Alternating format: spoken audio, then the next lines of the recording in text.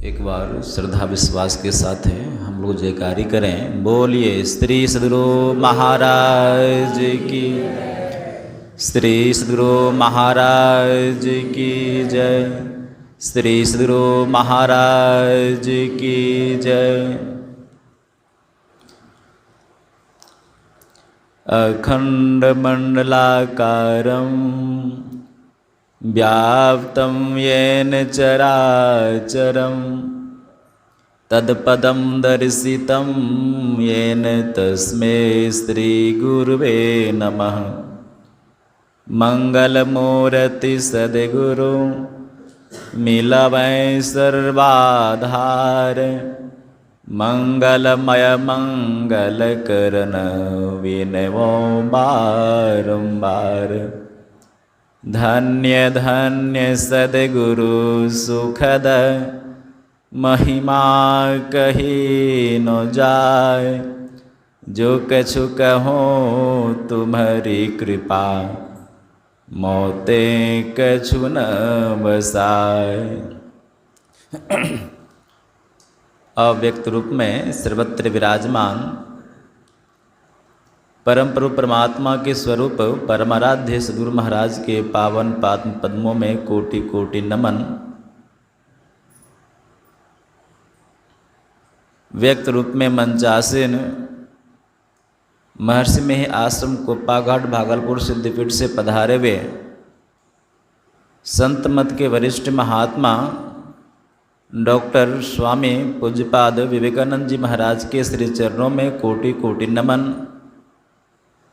नित्य वंदनीय साधु समाज, संवेद समादरणीय साधक वृंद, धर्म प्रेमी सज्जनों, भक्तिमती माताओं तथा धर्मशिला बहनों, प्यारे बच्चों, सभी को मेरा कोटि कोटि नमन।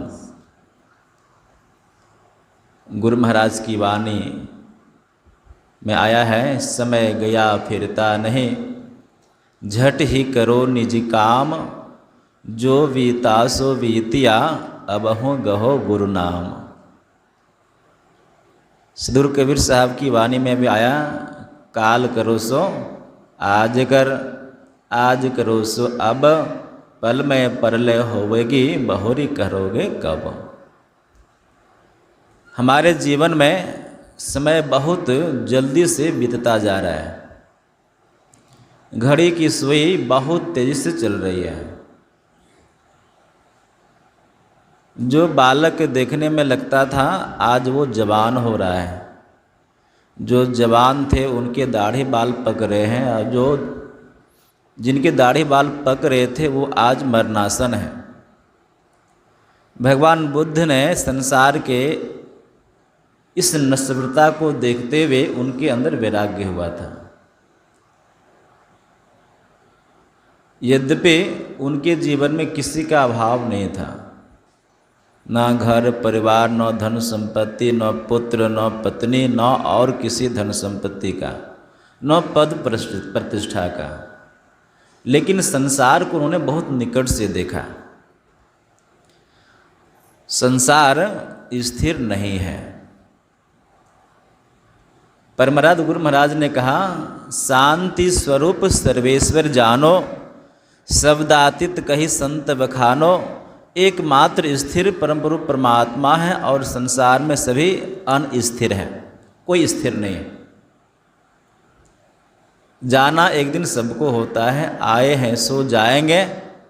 राजा रंक फकीर, एक सिंहासन चढ़ चले, एक बंधे जात जंजीर। लेकिन जाने के समय में संसार के लोग देखते नहीं हैं, जो स्वयं जाते हैं उनको पता लगता है कि हम बंधन में जा रहे हैं कि हम मुक्त जा रहे हैं। संसार के लोग तो ये समझते हैं कि जिस प्रकार से सभी लोग संसार से शरीर छोड़ते हैं उसी प्रकार से अन्य लोग भी शरीर छोड़ रहे हैं।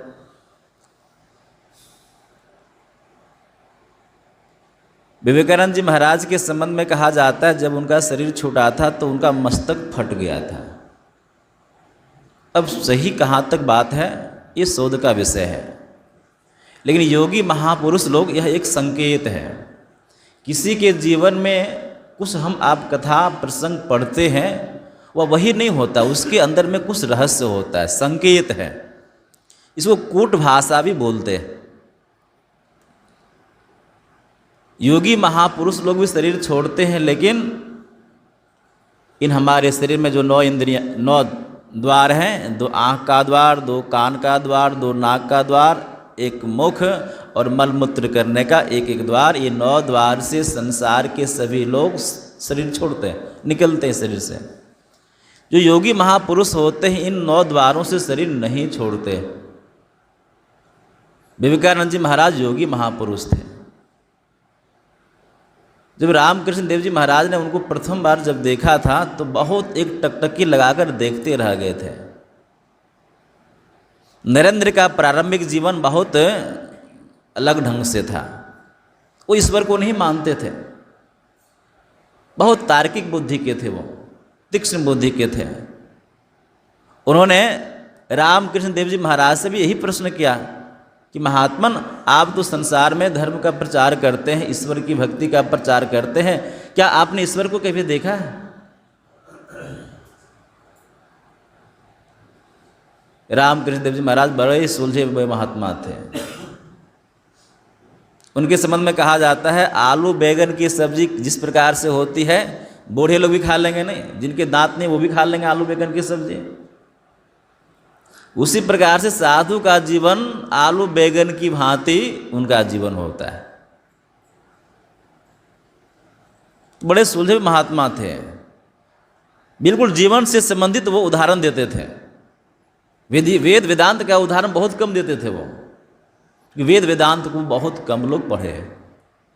आजकल भी बड़े बड़े पीएचडी करने वाले लोग भी वेद वेदांत के ज्ञान से अनभिज्ञ हैं। तर्क करने वाले बड़े बड़े वैज्ञानिक साइंटिस्ट भी वेद वेदांत के ज्ञान से बहुत दूर हैं। इसलिए आम लोग वेद वेदांत का ज्ञान नहीं जानते हैं। हमारे जीवन में जो व्यवहारिक है उस ज्ञान को बतलाते संत महात्मा लोग। उन्होंने कहा, नरेंद्र तुम मुझे बहुत मेरे निकट बैठे हुए हो, लेकिन तुम मुझे स्पष्ट दिखाई नहीं पड़ते हो। वो मेरे स्पष्ट दिखाई पड़ते हैं। कौन? ईश्वर परमात्मा। तुम स्पष्ट दिखाई नहीं पड़ते, तुम धुंधले दिखाई पड़ते, क्योंकि तुमको देखने के लिए मुझे इस चमड़े की आँख का इस्तेमाल करना पड़ रहा है, और परमात्मा को देखने के लिए इन चमड़े की आँख की आवश्यकता नहीं है। कबीर साहब ने कहा, चाम चश्म सो नजर न आवे, खोजो रूह के नैना, आत्मिक दृष्टि से वो प्राप्त होते। बढ़ाते बड़ा छोड़ते छोटा, मैं ही ते लेखा, सबके मध निरंतर साई, दृष्टि दृष्टि सो देखा।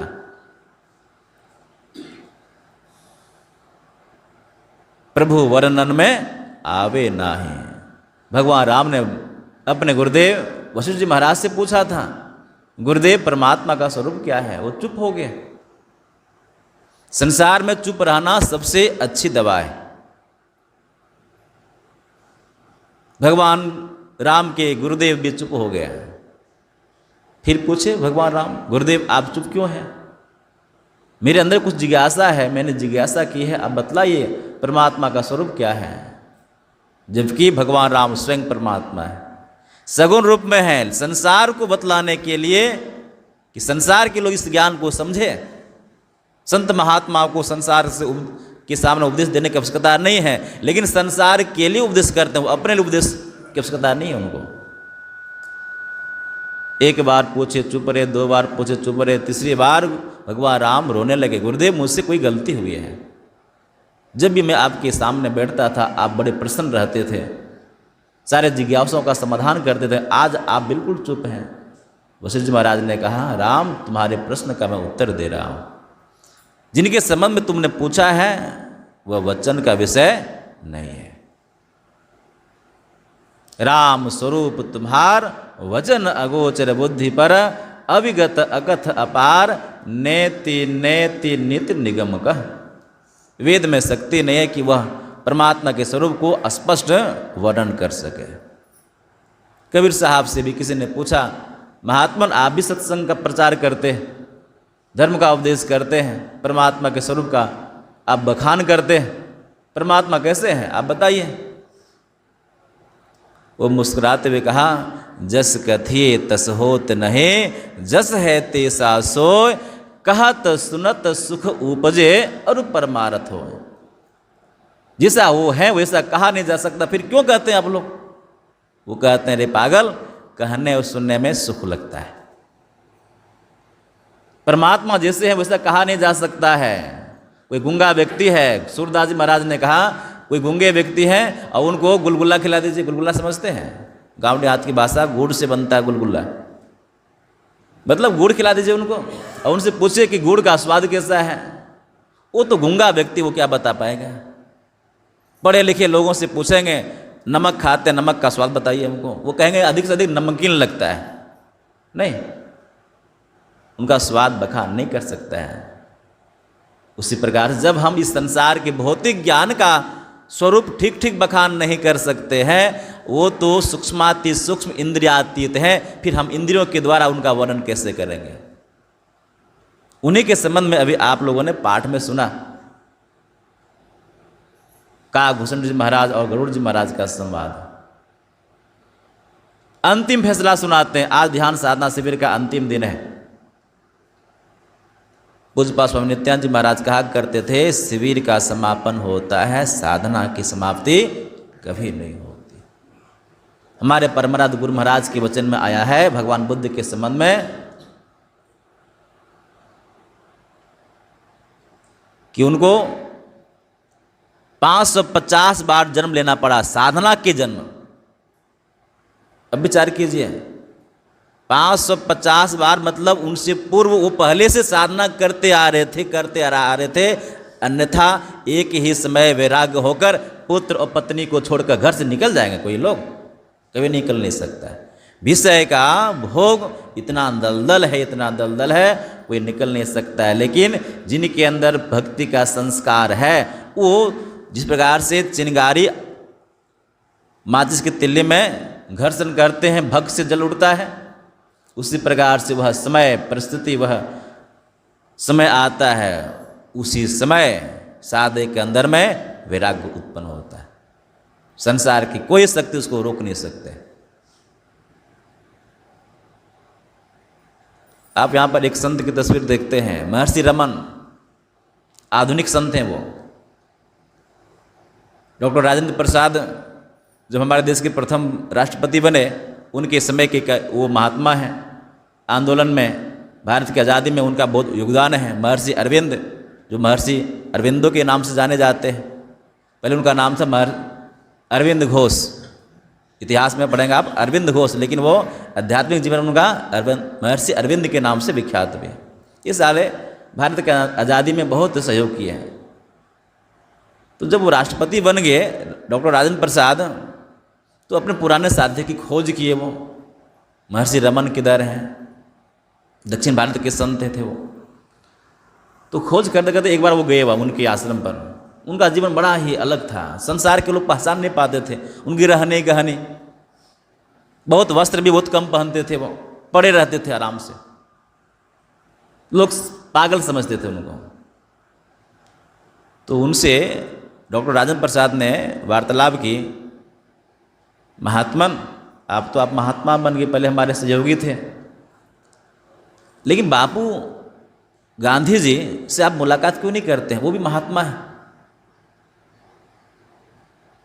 तो उन्होंने कहा, राजेंद्र बाबू, हमारी और बापू की रोज वार्तालाप होती है, आप लोग नहीं जान पाएंगे। ये हुआ सिया राम मैं सब जग जाने, करूं प्रणाम जोड़ी जुग पाने। हम किसी के शरीर को प्रणाम नहीं करते हैं, उस शरीर के अंदर जो चेतन आत्मा है, परमात्मा का अभिन्न अंश, जीवात्मा प्रभु का अंश है।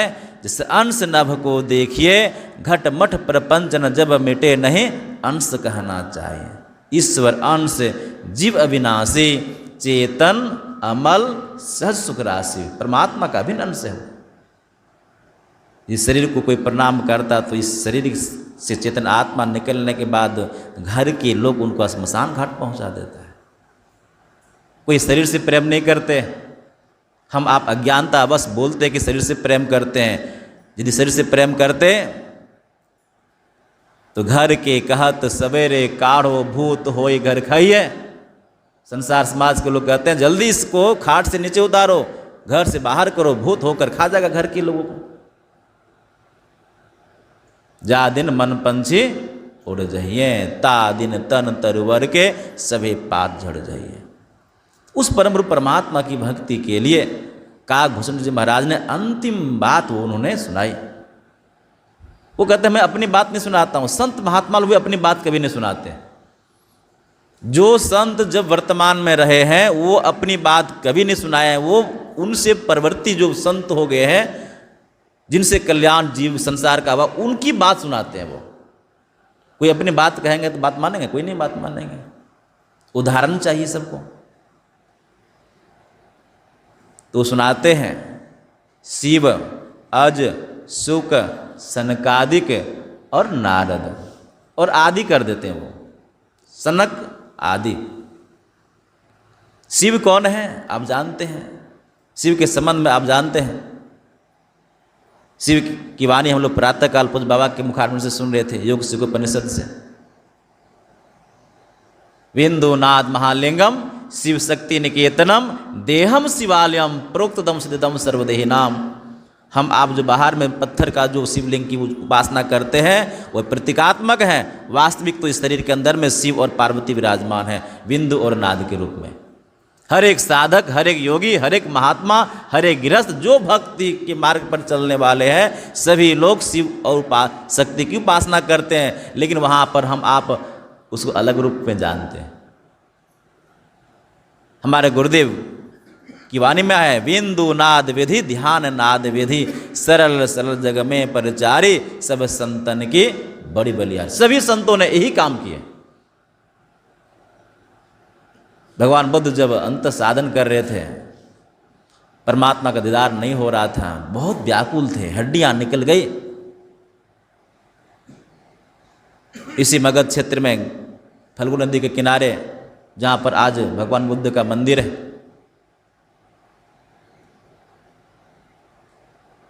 उनको पथभ्रष्ट करने के लिए इंद्र आए।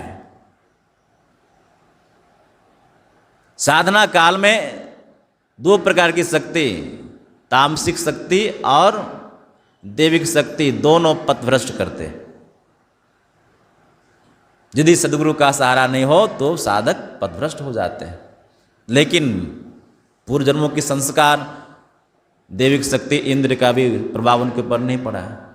आप जानते हैं महर्षि नारद ध्यान कर रहे थे, कामदेव और उनकी धर्मपत्नी रति आई। भगवान शंकर ध्यान कर रहे थे, उनको भंग करने के लिए कामदेव और रति आई। जिन जिन साधकों ने, जिन जिन महात्माओं ने साधना की है, सबको पथभ्रष्ट करने के लिए कोई न कोई शक्ति आती है, किसी न किसी रूप में। चरणदास महाराज ने कहा, दो ठग मारग माही मिलेंगे, एक कनक एक नारी, सावधान हो पेच न खइयो, रहियो आप सम्हारी, मनुआ राम के व्यापारी। राम परमात्मा, नौ की महाराज दशरथ के पुत्र राम, सगुण रूप में वो राम थे। लेकिन उससे पहले क्या राम नहीं थे? क्या उससे पहले कृष्ण नहीं थे? द्वापर के पहले कृष्ण नहीं थे? मेरे गुरुदेव कहते हैं, जो हर कण कण में जो शक्ति है वह शक्ति कृष्ण की है, परमात्मा के कर से। जो हर कण कण में रमन करता, उसी का नाम तो राम है।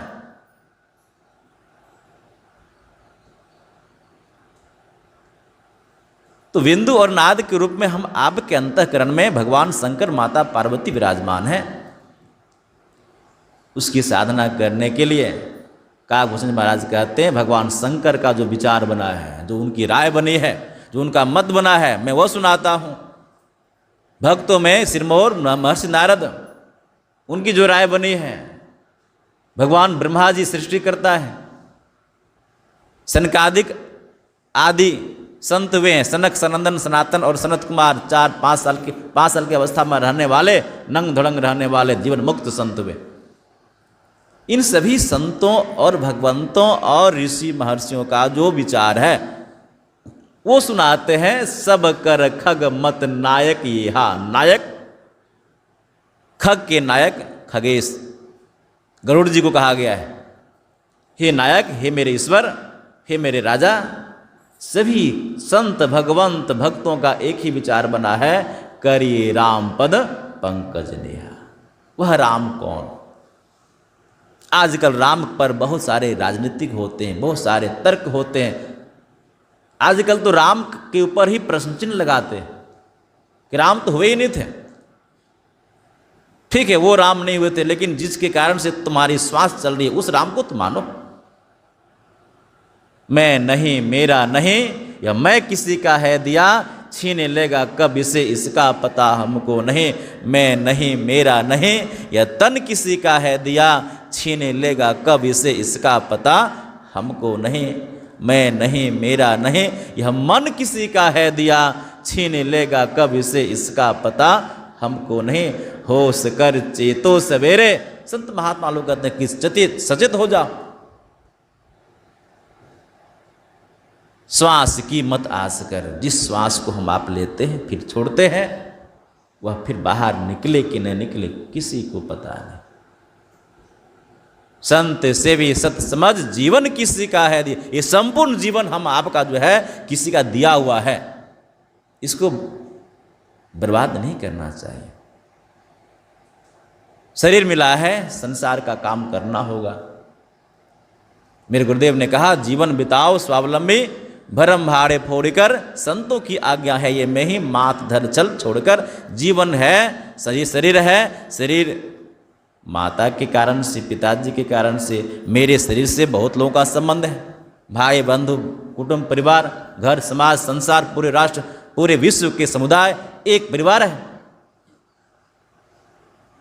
जितने आप अपनी मानसिकता को फैलाएंगे उतना बड़ा कुटुंब परिवार होगा। नहीं फैलाते हैं, एक अपना शरीर है, लेकिन आपका शरीर भी है, तब भी तो संसार में रहना पड़ेगा, इसके लिए कुछ तो करना पड़ेगा।